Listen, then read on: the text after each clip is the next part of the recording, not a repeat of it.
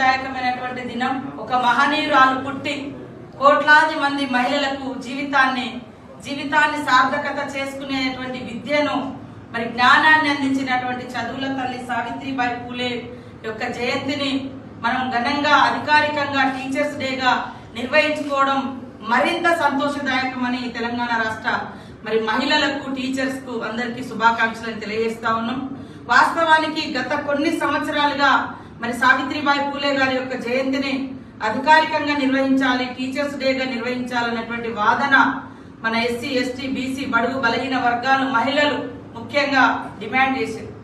కానీ అది 10 ఏళ్లలో తెలంగాణ ఉద్యమం ద్వారా తెలంగాణ సాధించుకున్నా కూడా ఉద్యమ నేపథ్యం ఉన్నటువంటి గొప్ప వ్యక్తులకు ఆ గుర్తింపు అనేది రాలేదు. కానీ సీఎం రేవంత్ రెడ్డి గారు, మీరు కూడా చూసిరు, జయరాజన్న లాంటి గొప్ప కవులను మేధావులను ఉద్యమ నేపథ్యం ఉన్నటువంటి వాళ్ళ యొక్క త్యాగాన్ని గుర్తించి వాళ్ళను గౌరవించడంతో పాటు వాళ్ళకి ఎప్పుడు కూడా ఒక పురస్కారాలు, గద్దరన్న లాంటి మహనీయులకు కూడా ఇవాళ దోపిడీని ప్రశ్నించినటువంటి మహానేతలకు గుర్తింపునిస్తున్నటువంటి ప్రభుత్వం సీఎం రేవంత్ రెడ్డి గారి ప్రభుత్వం. మరి ఈ విషయాన్ని గత జనవరి 3వ తారీఖు నుంచి అనేక మీటింగ్లలో కూడా మన సంఘాలు నా దృష్టికి తీసుకురావడం జరిగింది.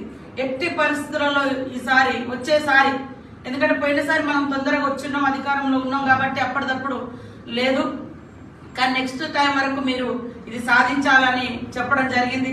దానికి తోడు మరి అద్దంకి దయాకర్ అన్న గాని, మేము గాని, తను మరి మన రమేష్ గారు, వీరు వారందరూ కూడా మళ్ళీ మరొకసారి తీసుకురావడం జరిగింది.